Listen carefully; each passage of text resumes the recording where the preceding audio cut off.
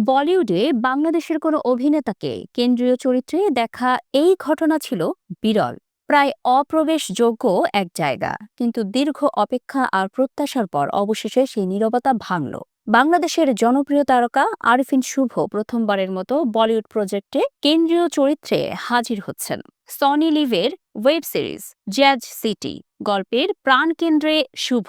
১৬ই ডিসেম্বর প্রকাশিত টিজারে আরফিন শুভকে দেখা গেছে জিমি রয় চরিত্রে। কখনো ধূসর স্লিম কাট স্যুটে, কখনো সাদা ঝকঝকে স্যুটে, নাচতে নাচতে রেট্রো লুক, ১৯৭০-এর দশকের আবহ।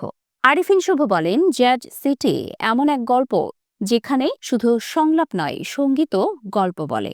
সংলাপ, সঙ্গীত আর নীরবতার সমন্বয়ে পুরো আবহ তৈরি হয়। এই সিরিজে আরিফিন শুভ অভিনয় করেছেন ৪টি ভাষায়: বাংলা, হিন্দি, উর্দু ও ইংরেজিতে। একজন বাংলাদেশি অভিনেতার জন্য এক বড় মাইলফলক।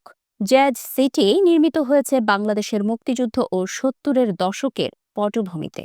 সেই সময়ের সামাজিক রাজনৈতিক বাস্তবতা, মানুষের টানাপোড়েন ও পরিবর্তনের গল্পই উঠে এসেছে সিরিজে।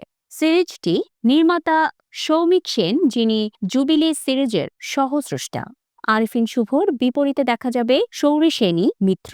তার পাশাপাশি থাকছেন বলিউড ও টলিউডের আরও পরিচিত মুখ। সনি লিভ জানিয়েছে, ২০২৬ সালের ৬ই ফেব্রুয়ারি হিন্দি, বাংলা ও ইংরেজি ভাষায় মুক্তি পাবে জ্যাজ সিটি।